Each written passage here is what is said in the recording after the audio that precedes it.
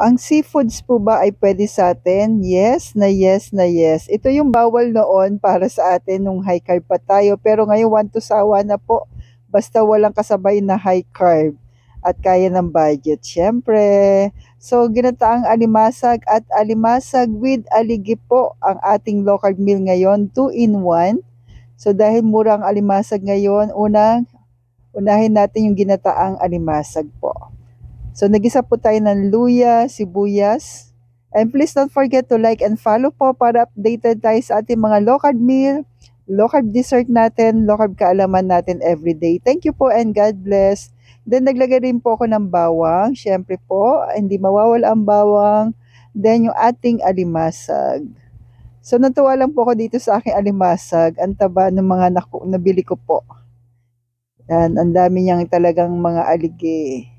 Then nilagay na po natin yung sitaw o string beans po. Nasa go section po yan. Kaya pwede po sa atin. Ang pampalasa ko po dito ay bagoong alamang na sarili ko pong luto. So yung mga nag-request po, sa susunod po, pagbili ko ulit ng bago na alamang, gagawa po tayo niyan. So hindi na po ako nag-add ng asin. Then yung ating unang gata. And isang pirasong sili lamang po, optional. Sa pagkakulo, meron ka na pong ginataang alimasag. So, yung kalabasa lang po yung out, kaya hindi po tayo naglagay po.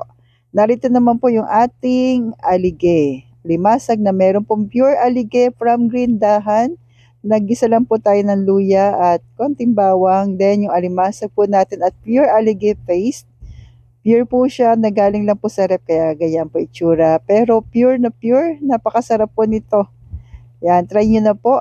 Available sa Grindahan.